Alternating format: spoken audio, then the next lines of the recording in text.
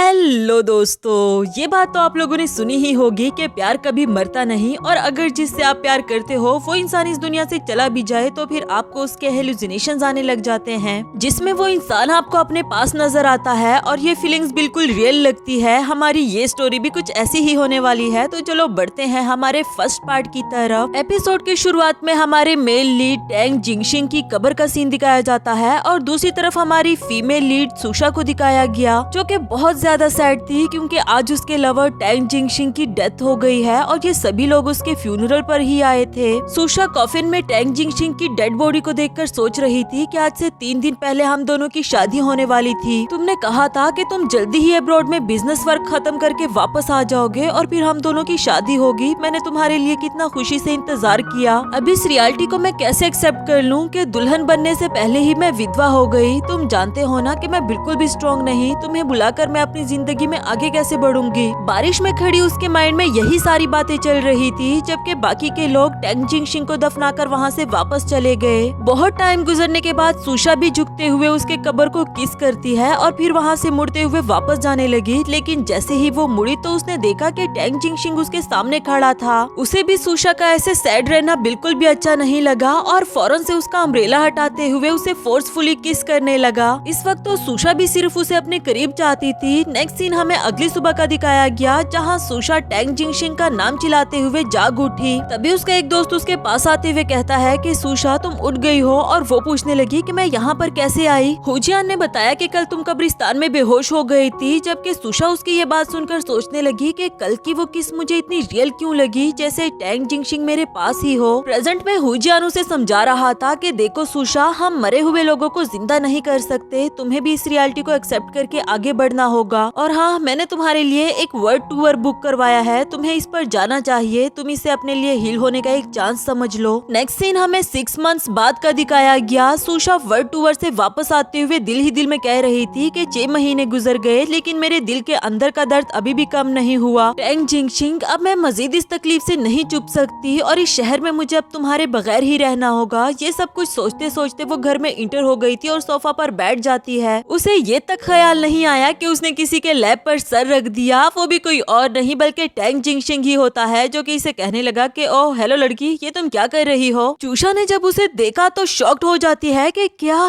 फिर से hallucination, please तुम मत बोलो। और फिर जल्दी से अपने फोन में सर्च करने लगी कि हेलुसिनेशन क्या है और क्यों होता है, जिससे उसको पता चला कि अगर आपको हेलुसिनेशंस आते हैं तो बहुत चांसेस है कि आपको सिजोफ्रेनिया हो गया हो। अब वो टैंग जिंगशिंग को देखकर सोच रही थी कि क्या मैं सच में बीमार हूँ और उसे हाथ लगाकर टच करने की कोशिश करने लगी। वो भी इसे हैरानी से देखते हुए पूछने लगा कि क्या तुम सच में हुआ रुई हो। जबकि सुशा अपने कान बंद करते हुए कहने लगी कि नहीं नहीं, मैं तुम्हें नहीं सुन रही, मैं जानती हूँ कि ये झूठ है। टैंग जिंगशिंग उसे पागल लड़की कहते हुए वहाँ से जाने ही वाला था जबकि सुशा उसे हक करते हुए कहने लगी कि तुम जानते हो मैं तुमसे बहुत प्यार करती हूँ लेकिन अब तुम इस दुनिया में नहीं रहे। मुझे इस रियलिटी को भी एक्सेप्ट करना होगा वरना तो मैं सच में ही पागल हो जाऊंगी। तभी दूसरी तरफ से उसकी स्टेप मॉम न्यानची आते हुए कहने लगी कि न्यान भाई, क्या ये तुम हो। सुशा सुनकर हैरान हो गई कि क्या आपको ये लड़का नजर आ रहा है। न्यानची अभी भी न्यान भाई से कह रही थी कि भाई अगर तुम वापस आ गए थे तो तुमने मुझे बताया क्यों नहीं। सुशा हैरान हो जाती है कि भाई क्या ये तुम्हारा भाई है, ये टैंग जिंगशिंग की तरह क्यों लग रहा है। न्यानची को ऐसा बिल्कुल भी नहीं लग रहा था इसलिए वो उसकी बात को इग्नोर कर देती है और कहती है कि तुम भी वापस आ गई हो तो चलो हमारे साथ ही डिनर कर लेना। और हाँ, इनसे मैं तुम्हें अच्छे से इंट्रोड्यूस करवा दूं। ये मेरा भाई न्यान भाई है। अब रिश्ते में तुमसे बड़ा है तो तुम्हें इसे अंकल कहना चाहिए। सुशा उसे देखते दिल ही दिल में सोच रही थी कि ये लड़का हूबहू टैंग जिंगशिंग की तरह कैसे दिख सकता है और अब मैं इसे अंकल क्यों कहूँ। रूम में आकर भी वो इसी कश्मकश में थी कि दुनिया में 2 लोग बिल्कुल एक जैसे कैसे दिख सकते हैं। या तो फिर मैं टैंग जिंगशिंग को बहुत मिस कर रही हूँ इसलिए मुझे न्यान भाई उसकी तरह लगा, वरना तो वो कितना एरोगेंट है। पर सामने ही स्क्रीन पर एक वीडियो चल रही थी जिसमें बताया जा रहा था कि अगर इंसान बहुत बड़े ट्रॉमा से गुजरता है तो ये पॉसिबल है कि उसे अमीजिया हो जाए। अब वो सुनकर सुशा दोबारा से सोचने लगी कि कहीं टैंग जिंगशिंग को भी अमीजा तो नहीं हो गया और वो अपनी सारी यादाश्त खो चुका हो। एक इंसान अपनी यादाश्त तो खो सकता है मगर उसकी बॉडी तो चेंज नहीं हो सकती ना। मुझे पता लगाना होगा कि आखिर वो है कौन। इसके बाद उसका राउंड 1 शुरू हो गया था। न्यान भाई के रूम में जाकर वो देखना चाह रही थी कि अगर वो क्रियोन की अंडरवियर यूज करता है तो वो जरूर टैंग जिंगशिंग ही होगा क्योंकि इस एज में सिर्फ टैंग जिंगशिंग ही वो वेयर कर सकता है। उसका ये वाला शक तो बिल्कुल ठीक निकला मगर सिर्फ इससे ये बात साबित थोड़ी ना हो सकती थी कि वो टैंग जिंगशिंग है, इसलिए उसने राउंड 2 पर काम करना शुरू कर दिया कि अगर वो सच में ही टैंग जिंगशिंग है तो फिर उसको इस वेल के बारे में जरूर याद होगा। नेक्स्ट सीन में वो उस वेल को पहनकर न्यानबई की तरफ भागते हुए कह रही थी कि टैंग जिंगशिंग मुझसे दोबारा से शादी कर लो। इसी दौरान उसका पैर स्लिप हो गया था और वो गिरने ही वाली होती है। न्यानबई ने उसे बचाते हुए हक कर लिया। उसकी ये मूवमेंट, उसका ये हक करना सुशा को बिल्कुल टैंग जिंगशिंग की तरह ही लगा। फौरन से कह भी दिया कि मुझे पता था तुम टैंग जिंगशिंग ही हो, तुम्हें सब कुछ याद आ गया है ना। जबकि न्यानबई उसकी वेल उतारते हुए कहने लगा कि मिस हुआ रुई, क्या तुम इस दिन में भी कॉस्प्ले खेल रही हो? असल में उसका फैमिली नेम हुआ रुई था, लेकिन टैंग जिंगशिंग ने उसे हमेशा सुशा कहा तो वो खुद को सुशा ही कहलाना पसंद करती थी। इसके बाद उसका थर्ड राउंड शुरू हो जाता है कि अगर वो सच नहीं बता रहा तो उसकी बॉडी सच बता देगी। असल में टैंग जिंगशिंग को मिल्क से एलर्जी थी।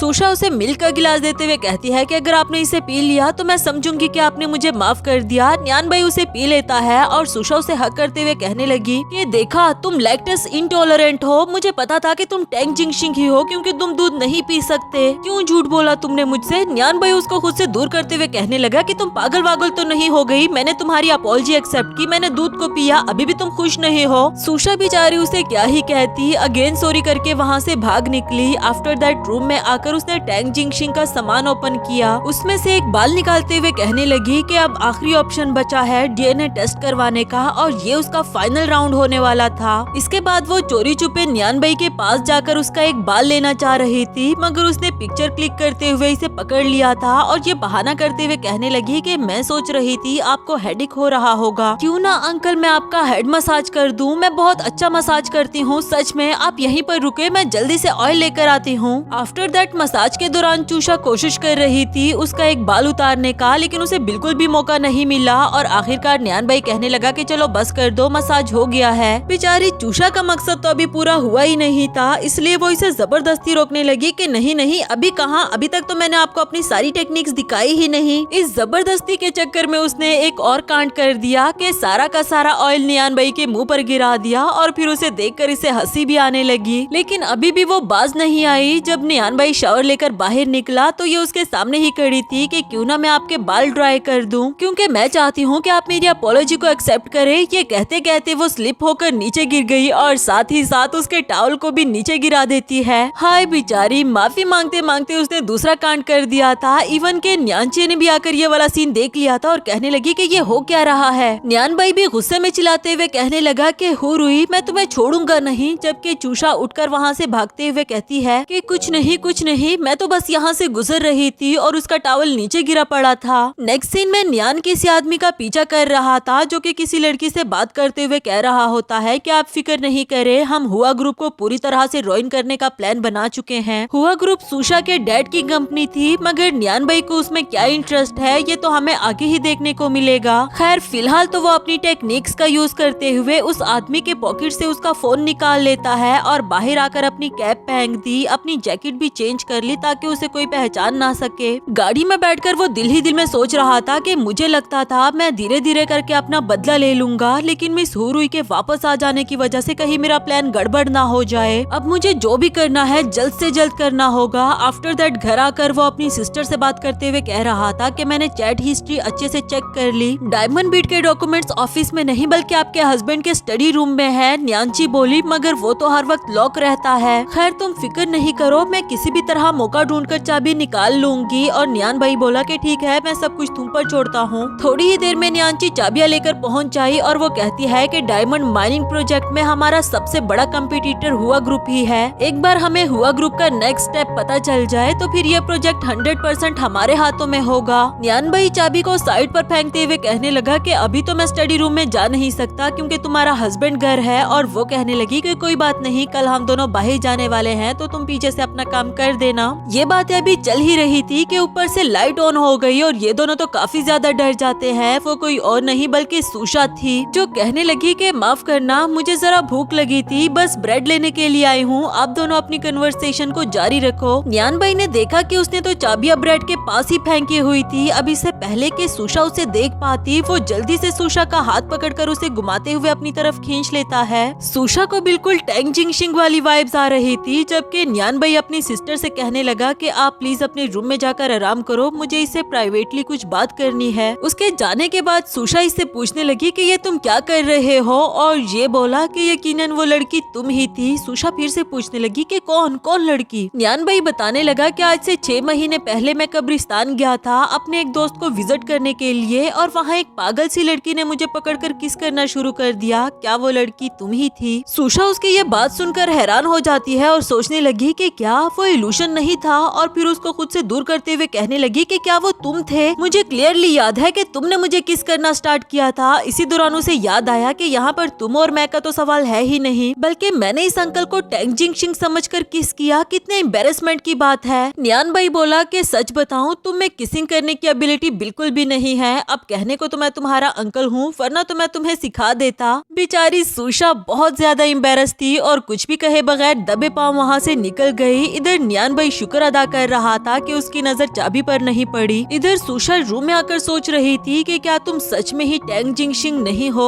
नेक्स्ट सीन हमें अगली सुबह का दिखाया गया। होजियान सुशा को उसकी बर्थडे पर सरप्राइज देता है और वो काफी ज्यादा खुश भी हो गई थी। पूछने लगी कि तुम्हें इस बार भी मेरी बर्थडे याद थी? वो बोला कि मुझे याद कैसे ना हो, आखिर ये दिन है ही तुम्हारे लिए इतना इम्पोर्टेंट। सुशा कहने लगी कि मुझे बहुत खुशी है कि इतने सालों से तुम मेरी लाइफ में हो, क्योंकि तुम हर बार मेरी बर्थडे को याद रखते हो। इसके बाद बातों ही बातों में सुशा कहने लगी कि वो देखो शूटिंग स्टार, जबकि होजियान को कुछ नजर नहीं आया। तो वो कहने लगा कि हो सकता है वो शूटिंग स्टार टैंग जिंगशिंग हो, वो भी तुम्हें वहाँ से देख रहा होगा और तुम्हें सैड देखकर वो बिल्कुल भी खुश नहीं होगा। उसकी ये बात सुनकर सुशा काफी ज्यादा सैड हो जाती है, जबकि होजियान उसे बर्थडे गिफ्ट देते हुए कहने लगा कि ये तुम्हारे लिए। देखने के बाद वो कहने लगी कि HRY यानी कि हुरुई, ये तो मेरा ही नाम है। वो बोला कि हाँ, मैं तुम्हें ये याद दिलाना चाहता था कि टैंग जिंगशिंग अब हमारे बीच में नहीं रहा, तो तुम्हें भी अब खुद को मिस सुशा नहीं कहना चाहिए। बेहतर होगा कि तुम भी सब कुछ भूलकर आगे बढ़ जाओ। सुशा को ये सब बातें अच्छी तो नहीं लग रही थी, लेकिन फिर भी उसका शुक्रिया अदा किया। नेक्स्ट सीन में न्यान भाई स्टडी रूम जाना चाह रहा था, मगर एंड टाइम पर सुशा घर पहुंच जाई। अब उसे देखकर ये पूछने लगा कि तुम कहाँ थी इतनी रात को, इतनी देर से क्यों आ रही हो? ये बोली कि आपने इस तरह से मुझ पर नजर रखना कब से शुरू कर दी? और वो बोला कि अब तुम्हारे पेरेंट्स घर पर नहीं है, तो मैं तुम्हारा बड़ा हूँ, तुम्हारा अंकल हूँ, तो फिर मेरा फर्ज बनता है कि मैं तुम्हारी सेफ्टी का ख्याल रखूं। सुशा उसे जवाब देना तो नहीं चाहती थी, मगर फिर भी कहने लगी कि आज मेरी बर्थडे है और मैं फ्रेंड्स के साथ सेलिब्रेट कर रही थी। मिस्टर अंकल, क्या आपके लिए इतना जवाब काफी है? और फिर आगे चलने लगी। न्यान भाई सोच रहा था कि आज किसी भी तरह मुझे वो कॉन्ट्रैक्ट लेना होगा, तो दिल ही दिल में प्लान बनाकर उसे रोक लेता है कि अगर आज तुम्हारी बर्थडे है तो क्यों ना हम दोनों भी सेलिब्रेट करें। मैं यूएस से एक अच्छी वाली वाइन लेकर आया हूँ, चलो उस बोतल को ओपन करते हैं। सुशा भी इसके लिए मना नहीं कर पाई। नेक्स्ट सीन में काफी सारी वाइन पीने के बाद भी सुशा ड्रंक नहीं हुई, तो वो कहने लगी कि मेरे ख्याल से तुम्हें किसी ने अच्छी वाली वाइन कहकर स्कैम किया है, क्योंकि ये तो हमारे पास वाले स्टोर की ड्रिंक लग रही है। न्यान भाई बोला कि मुझे क्या पता था कि तुम इतनी अच्छी ड्रिंकर होगी, और दिल ही दिल में वो सोच रहा था कि हर हाल में इसका ड्रंक होना जरूरी है, वरना तो मेरा काम कैसे होगा। इसलिए वो कह देता है कि मेरे पास कुछ और वाइन भी है, चलो उसे ट्राई कर देते हैं। नेक्स्ट सीन हमें कुछ देर बाद का दिखाया गया, जहाँ सुशा पूरी तरह से ड्रंक हो चुकी थी। अब वो न्यान भाई को भी टैंग जिंगशिंग समझने लगी थी। उसे कहती है कि तुम्हें पता ही नहीं कि मैंने तुम्हें कितना मिस किया, जबकि न्यान भाई उसे खुद से दूर करते हुए कहने लगा कि तुमने तो कहा था कि तुम ड्रंक होती ही नहीं, तो फिर ये सब कुछ क्या है? और इसी दौरान उसका लॉकेट दूर जाकर गिरा। सुशा उसके पास जाकर उठाते हुए कहती है कि माय हनी लव, तुम्हें चोट तो नहीं लगी ना? मैं तुम्हें ब्लो करती हूँ, अब तुम्हें बिल्कुल भी पेन नहीं होगा। न्यान भाई उसकी ये हरकतें देख रहा था, जबकि इधर सुशा को टैंग जिंगशिंग की याद आई। आज से 1 साल पहले उसने खुद ही इस लॉकेट को डिजाइन करके सुशा को गिफ्ट में दिया था और वादा किया था कि मैं तुम्हारे लिए और भी कई सारे बनाऊंगा। दोनों ने मिलकर इसे हनी लव का नाम भी दिया था। प्रेजेंट में वो न्यान भाई की तरफ देखकर कहने लगी कि टैंग जिंगशिंग, तुम कितने बुरे हो, मुझसे राज छुपा कर रखते हो, लेकिन कोई बात नहीं, मुझे बुरा नहीं लगा, क्योंकि मैं तुमसे प्यार करती हूँ।